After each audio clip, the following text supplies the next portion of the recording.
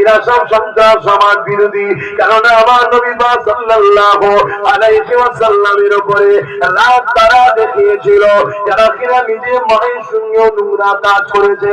রাত তারা দেখিয়েছিল, যারা জীবনকে জন্তু পুঁতে দিত।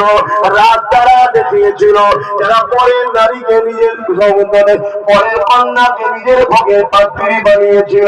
রাত তারা দেখিয়েছিল, যারা ক্ষমতা করে মানুষের খোদা হওয়ার শখ করেছিল। আমার নবীর বিরুদ্ধে রাত তারা দেখিয়েছিল, যারা ক্ষমতা করে মানুষকে গোলাম বানাতে চেয়েছিল। তাদের নাম আমরা সবাই জানি, আবু জেহেল, উতবা, সাইবা, আবু লাহাব ইত্যাদি ইত্যাদি। এই যুবকেরা, তরুণীরা, বাপেরা এই নবীকে তারা মিটাতে চেয়েছিল। তারা নবীকে মিটাতে পারেনি, তারা নিজেরাই মিটে গেছে। এই যুগে যুগে যুগে যুগে ওদেরই উত্তরসূরি, ওদেরই অনুসরণকারী, ওদেরই ফলোকারী এই জমিনের উপরে বারবার আবু জেহেলের আবির্ভাব হয়েছে, বারবার উতবার আবির্ভাব হয়েছে, বারবার ইয়াজিদের আবির্ভাব হয়েছে, বারবার এমন করে আব্দুল্লাহ ইবনে উবাইর আবির্ভাব হয়েছে।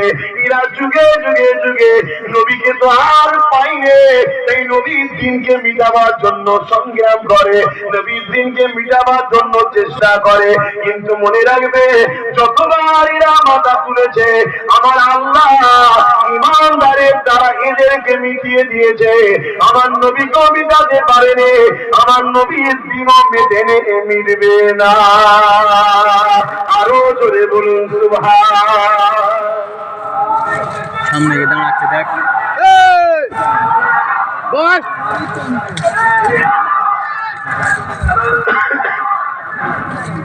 শুনছেন তো নাকি? ওইগুলো আমার ভাই গুলো দাঁড়িয়ে গেছে কেন? তোরা আমার নবীর পক্ষে নয়,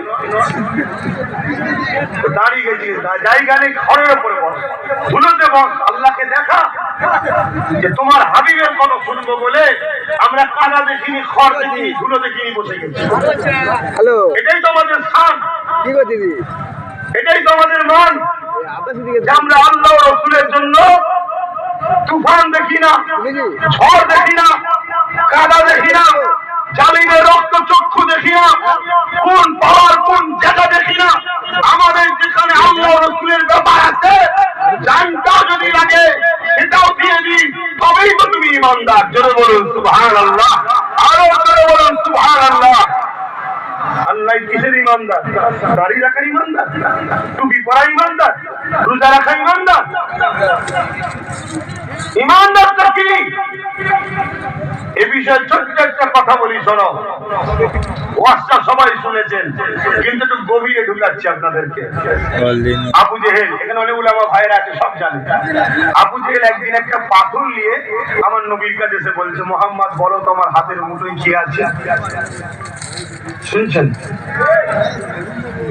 আচ্ছা, হাতে থাকাটা কোনো শর্ত না, থেকেও তো বলতে পারে বলো তোমার হাতের মুঠে কি আছে, ঠিক না? আবু জেহেল হাতের মুঠেটা পাথর নিয়ে আমার নবীর কাছে এসে তোমার হাতে কি আছে? আল্লাহ নবী বললেন, আবু জেহেল আমি বলবো না তোমার হাতে যে আছে সে বলবে আমি কে? বলুন সুবহানাল্লাহ। কপাল ফাটা হলে এরকমই হয়। আবু জেহেলের তখনই বুঝে নেওয়া দরকার ছিল যে আমার হাত হারিয়ে নেই। এই বদমাইশ, এখানেই ভিড় করে জুড়ে গেল কেন আবার? হ্যাঁ, কেসে কাছে দেখান, কিন্তু বদমাইশি করবেন, মোবাইল করবেন না। সেই সেনে বলছি কালা শুনতে পাইনি, তোকে খোদা সত্যিই কালা করবি, তখন যাবি ঘুরে ছুটে, হুজুর বদ্ধ হয়ে গেছে, মাফ করতেন। কি জ্বালাতুন বলেন তুই, কি জ্বালাতুন?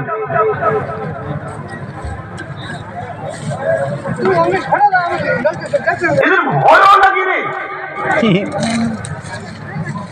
মাঝে মাঝে এমন মনে হয় যে একবার হওয়াও দরকার আছে, আল্লাহ যেটা করছে একবার হওয়া